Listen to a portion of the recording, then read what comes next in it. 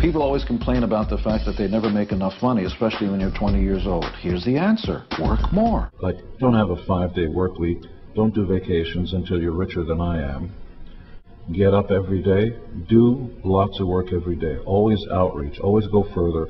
Always test the walls. Then come back in, retool, make it more pliable, be more flexible, and then go back out there in the marketplace. I mean, I literally don't carry a watch around. It's not about the time. It's about the work, no matter how much time it takes. When I first came to America, of course, I couldn't speak any English. And I went to see Pinocchio. I thought the music was great, and this little puppet boy, I immediately connected to him, this Pinocchio kid. All of a sudden, this little cricket, this Jiminy Cricket character, comes in like the Messiah and looks at the movie screen and starts singing When You Wish Upon a Star. Your dreams come true. I thought he was singing to me. I thought, oh, shh, Gene, this is from me to you. And I could understand the words enough that it doesn't matter who you are, your dreams can come true.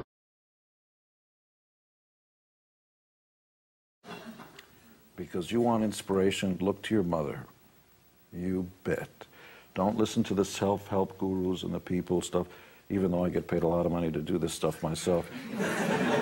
Turn around and look at your mom. That's the most inspiration. That's the reason you should go out there and strive.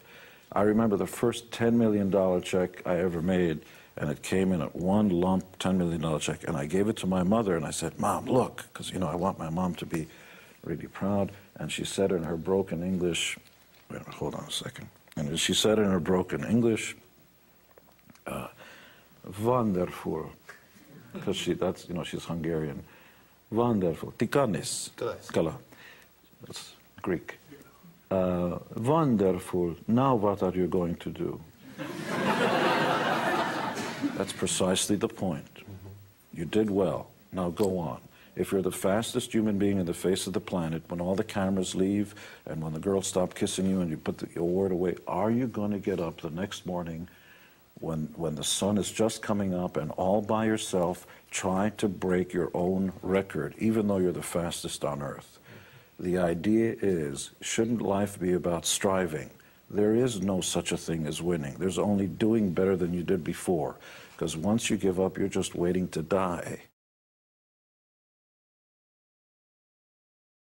I invented this baby.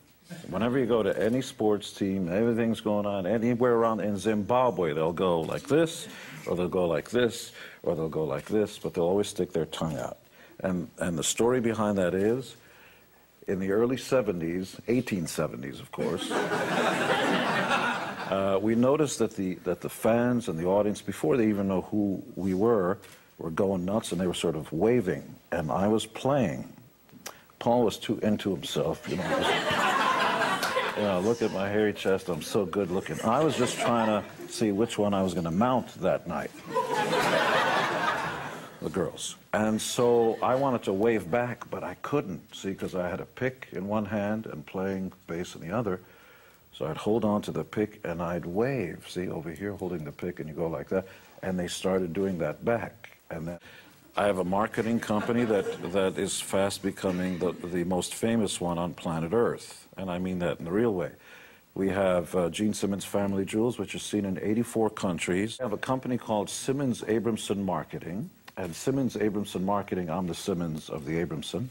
We don't have offices. We hardly have staff. We have one guy who works for us, and yet we move mountains. We are the worldwide branding, marketing entity of the IndyCar series, including the Indy 500.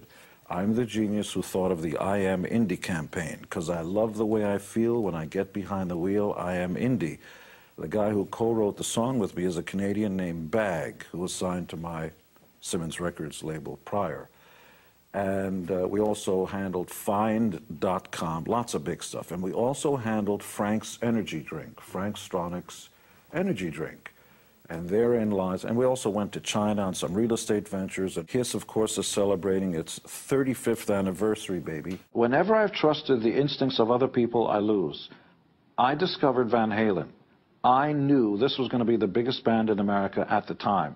I don't know why I knew that. I had no qualification. I'd never discussed. It's the first band, other than the band I was in. I said, this is the band that's going to happen. I knew. I never created any cartoon shows. I knew nothing about it, but I knew that if I did a show called My Dad, the Rock Star, from the point of view of a 12-year-old kid, I could sell that to Nickelodeon. It's been on 4 years in 200 countries around the world in any language you want to see. It's a big hit. I knew if our show was called Gene Simmons Family Jewels, people would watch it if I was myself, if I never hid any of it, because besides my stunning good looks, I'm fascinating. Money is the gauge. You're an athlete, here are the judges, you'll jump on your heel to do all this kind of stuff, and then when you're done, judges hold up numbers. Well, it's not about numbers. Actually, it is. It's the gauge. It's one gauge of how you do well in life. And it's a gauge for acceptance, in a sense. Well, it's a gauge for how the rest of them think you're doing, because they're willing to give you their hard-earned money for what you do. George, look at you. You're here. You're on television. You make a good salary, and the more people want you, the more money they're going to give you. It's a gauge, and it also means that ultimately all of us, politicians, religious leaders, talk show hosts, rock stars, all work for you. You're the ones who determine how much money we make and whether you like us. Ultimately, we're all in the same business. So money is the numbers. It's the gauge. Now, of course I do it for money. You know, like, here's what I ask you, just hypothetically. And that is that when we look at the salt of the earth, the people who till the soil, and now that's the salt of the earth. These people go to work every day and pick up our garbage, and they build the highways, and they don't really like their jobs. But they do it for the salary at the end of the week. In other words, they only do it for the paycheck. Why is that any different than what I do? Like, why the idea that you have to love what you're doing? Who said that?